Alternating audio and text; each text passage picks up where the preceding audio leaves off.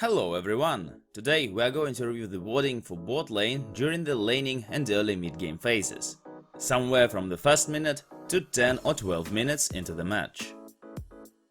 So why is map vision so important? Vision gives you the information about the locations of the enemy players, making it easier for you to adapt your playstyle to the game situation. Don't know where the enemy jungler is? Hug your tower then and stay safe. Or you've seen them on the other side of the map.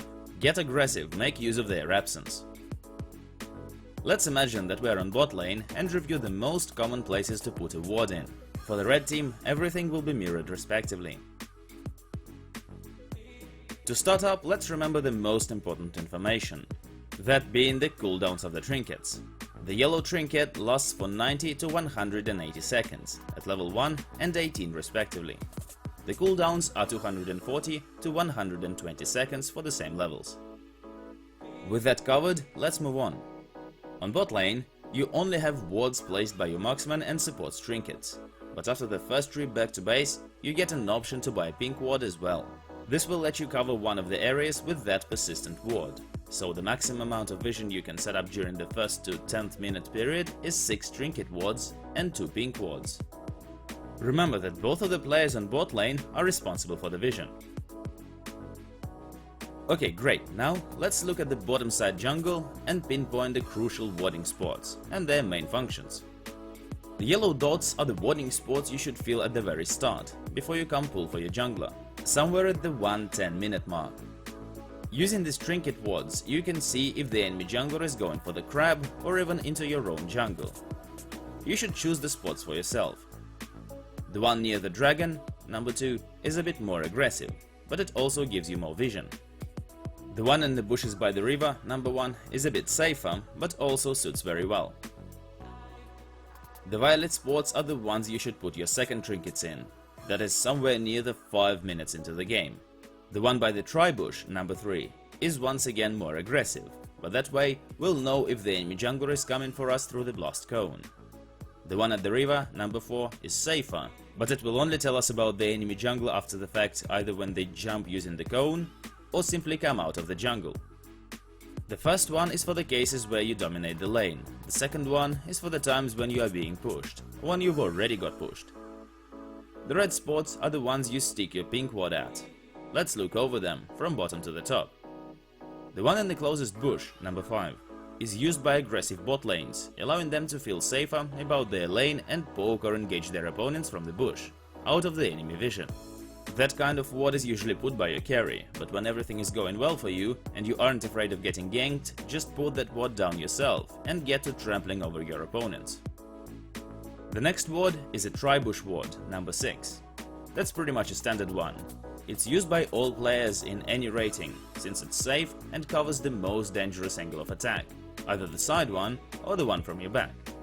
It also provides your jungler with a safe way of entering the lane, completely unseen. Put it down if you aren't sure about your lane and you think you need some help from your jungler. Next up we have the red buff bush ward, number 7. You won't see that one very often, but it's a popular one nonetheless. That one is simple. If you've lost your control over the river and the visits from the enemy mid laner or jungler are bothering you, you put that one down. They will have to expose themselves to take it down, and it also covers the river entrance for your jungle, making it impossible to gank you from the side or behind. This is a very useful spot and you need to know about it. And there is one more important spot, the one by the enemy wolves camp, number 8. This is a very cool one to have, in cases where you're extremely ahead of your opponents and can afford to enter their jungle. This ward will let you spot the opponents from afar and will give you a good edge on them, letting you prepare the ambushes. As you can see, there are 4 spots available to you, 2 for each kind of game situations. When you're ahead and you need to get more edge, or when you're behind and you just need to pull through safely. The last color in this review is white. These are the spots for your trinket wards past the 8th minute mark. There are once again 2 kinds of them. You either lead or you're behind. When you dominate, try to put your trinkets near the grump, number 9, or in the pathway near the blue buff, number 10. They will help you spot the enemy jungler on their way to help their bot lane out by flanking you from the side or behind. This ward will give you enough time to make a decision, either fall back or face the enemy to try and kill them. If you've already fed your opponents and there is no way of dealing with them in a fair fight, try to put one ward in the far bush on the lane. Number 11. It might help you spot the jungler on their way through the bushes. Also, this one might give your top laner an option to teleport behind your opponents to gank them. And for the last one, put it behind the wall on the river. This ward will let you know what is going on the river itself, and will show you where the enemy supports went in case they decide to roam. Now a little tip from a veteran support. Watch your minimap. It should be obvious that there is no point in setting up a ward on the blue buff when you know that the enemy jungler is on top lane and will not be coming to you anytime soon.